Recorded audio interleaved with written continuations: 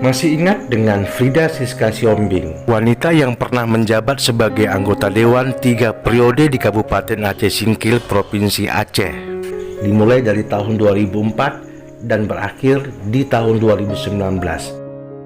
Mantan anggota Dewan ini pada saat ini menjadi penjual soto di Kemala Cafe, lapangan Mariam Sepoli, Kecamatan Gunung Meriah, Kabupaten Aceh Singkil.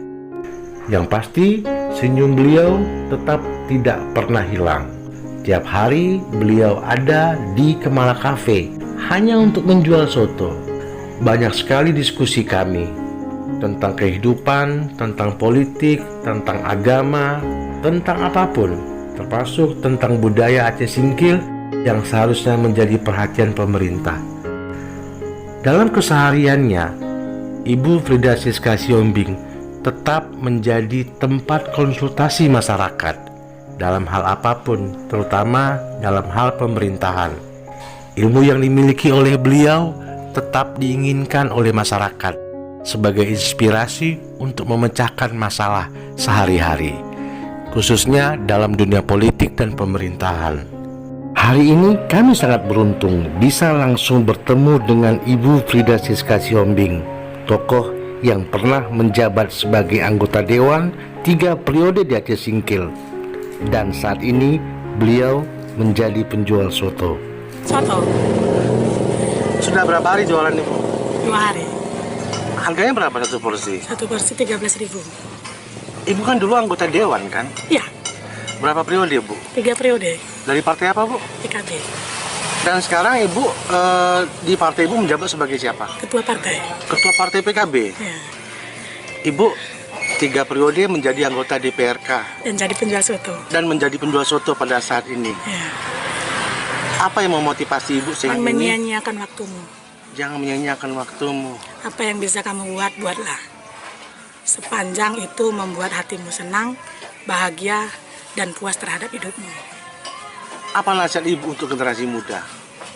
Untuk generasi muda, seperti apapun dirimu, tampilkan bakatmu. Tampilkan apa adanya dirimu. Jangan malu, karena rezeki dari Allah. Saya dengar banyak orang yang sudah Ibu bina selama Ibu menjadi anggota DPRK Aceh Singkil selama 3 periode, berarti 15 tahun ya Bu ya? Ya. Banyak anak-anak muda, kelompok-kelompok pemuda yang Ibu bina. Bagaimana tanggapan mereka terhadap Ibu sekarang? Ketika Ibu jual soto? Mereka bangga, salah satunya mungkin seperti martabak Mesir. Itu kan binaan saya dulu, martabak Mesir. Kemudian beberapa kelompok perempuan, mereka bangga, ya termasuk heran. Saya pikir jabatan itu hanya saat di kantor. Di tengah masyarakat, kita ya jadi masyarakat. Kita juga bekerja.